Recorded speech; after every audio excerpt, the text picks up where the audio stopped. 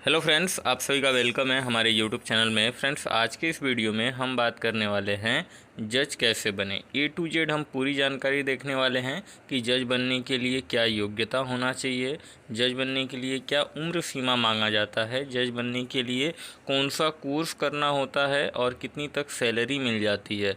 इसके अलावा भी बहुत से जानकारी हम देखने वाले हैं, तो इस वीडियो में आप पूरा एंड तक बने रहिए। अगर आप हमारे चैनल पर नए हैं तो चैनल को सब्सक्राइब कर दीजिए और साथ ही साथ बेल आइकन को भी क्लिक कर दीजिए कि मेरे वीडियोस की जो भी नोटिफिकेशन रहे वो आप तक मिलता रहे। तो चलिए स्टार्ट करते हैं और बात कर लेते हैं कि जज बनने के लिए योग्यता एलिजिबिलिटी क्या होनी चाहिए। तो नेशनलिटी आपका इंडियन होना चाहिए और क्रिमिनल रिकॉर्ड नहीं होना चाहिए। दोनों चीज़ ही इम्पोर्टेंट है, तो इस बात का आपको ध्यान रखना है। और नेक्स्ट जो है, आपके पास एलएलबी कोर्स की डिग्री होनी चाहिए। एलएलबी जो कोर्स होता है वो दो प्रकार के होते हैं, एक होता है 3 इयर्स का ड्यूरेशन वाला और एक होता है 5 इयर्स की ड्यूरेशन वाला। तो दोनों में से ही कौन सी भी आपके पास डिग्री है तो आप एलिजिबल होते हैं। तो बेसिक इन्फॉर्मेशन देख लेते हैं एलएलबी कोर्स के बारे में। तो इसके फुल फॉर्म की अगर हम बात करें तो बैचलर ऑफ लेजिस्लेटिव लॉ होता है। और जैसे कि मैंने आप लोगों को बताया कि एलएलबी का जो कोर्स है वो 3 इयर्स का और 5 इयर्स का दो तरह के कोर्स होते हैं। तो अगर आप 12th के बाद डिसाइड कर लिए हैं कि आपको जज बनना है और आपको एलएलबी का कोर्स करना है, तो आप अगर 12th के बाद करते हैं तो टोटल 5 इयर्स का ये कोर्स का ड्यूरेशन होगा। और इसके अंदर आपका एलएलबी के साथ बीए जैसे कोर्स या बीकॉम जैसे कोर्स भी करा दिया जाता है, जिससे आपको एक बेनिफिट मिल जाता है कि यहाँ पे 1 ईयर का आपको बेनिफिट मिल जाएगा। क्योंकि 12th के बाद आप ग्रेजुएशन करेंगे फिर एलएलबी के लिए जाएंगे, तो इधर का 3 इयर्स और वहाँ का एलएलबी का ग्रेजुएशन के बाद का 3 इयर्स, टोटल 6 ईयर हो गया। तो यहाँ पे आपको 1 ईयर का बेनिफिट मिल जाता है। तो मैं आपको ये सजेस्ट करूँगा कि अगर आपने डिसाइड कर लिया है 10th स्टैंडर्ड में या 12th स्टैंडर्ड में कि आपको जज बनना है, तो आप ये जो 5 इयर्स का ड्यूरेशन वाला एलएलबी है आप इसको कीजिए। तो फ्रेंड्स, हमने बात कर लिया कि जज के लिए क्या योग्यता होनी चाहिए और हमने ये भी देख लिया कि जज के लिए कौन सा डिग्री इम्पोर्टेंट होता है। तो अब गाइस, यहाँ पे एक इम्पोर्टेंट कंसेप्ट है जो आपको समझना होगा कि आप जज दो तरीके से बन सकते हैं।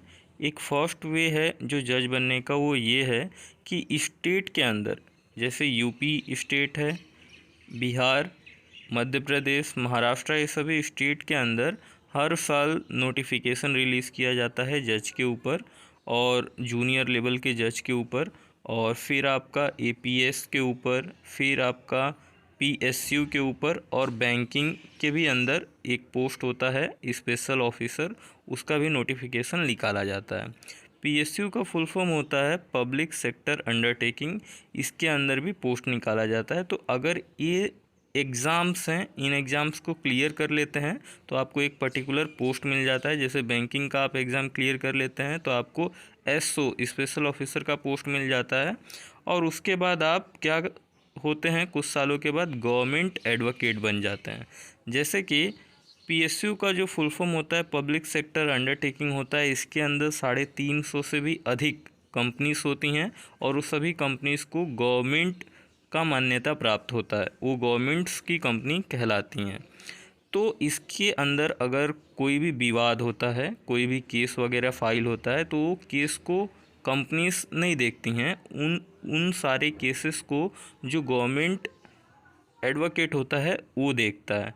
इसी तरीके से बैंकिंग के सेक्टर में जो भी गवर्नमेंट बैंक्स हैं उनके अंदर कुछ केस वगैरह फाइल्स होते हैं, तो उसकी वकालत कौन करता है, जो गवर्नमेंट एडवोकेट होता है वो करता है। तो आप गवर्नमेंट एडवोकेट बन जाते हैं कुछ सालों के बाद, और कुछ सालों के बाद आपका प्रमोशंस होता है तो आप डिस्ट्रिक्ट जज बन जाते हैं। ये स्टेट के अंदर इस तरीके के पोस्ट आते हैं और उनके एग्ज़ाम्स आपको क्लियर करके आप इस तरीके से डिस्ट्रिक्ट जज बन जाते हैं। अब बात कर लेते हैं नेक्स्ट वे के बारे में। तो दूसरा तरीका ये होता है कि जब आप अपनी एलएलबी की डिग्री कंप्लीट कर लिए हैं तो आपको क्या करना होता है कि एज अ एडवोकेट आपको आपके डिस्ट्रिक्ट के अंदर जो कोर्ट होता है वहाँ पे रजिस्टर आपको करवाना होता है। तो ये रजिस्टर करने के लिए एक प्रोसेस होता है, आपको एक एग्ज़ाम भी देना होता है। तो ये एक थोड़ा लंबा प्रोसेस है, तो इसको मैं एक सेपरेट वीडियो में कवर करूँगा अगर आप मुझे कमेंट में बताते हैं तो। तो गाइस रजिस्टर करने के बाद आप क्या हो जाते हैं, एडवोकेट बन जाते हैं। और एडवोकेट बनने के बाद आपको क्या करना है, 7 ईयर्स तक आपको प्रैक्टिस करना है, प्रैक्टिस पे प्रैक्टिस करते रहना है। 7 ईयर्स कंप्लीट होने के बाद आप एलिजिबल हो जाते हैं हायर जुडिशियरी सर्विस एग्ज़ाम के लिए।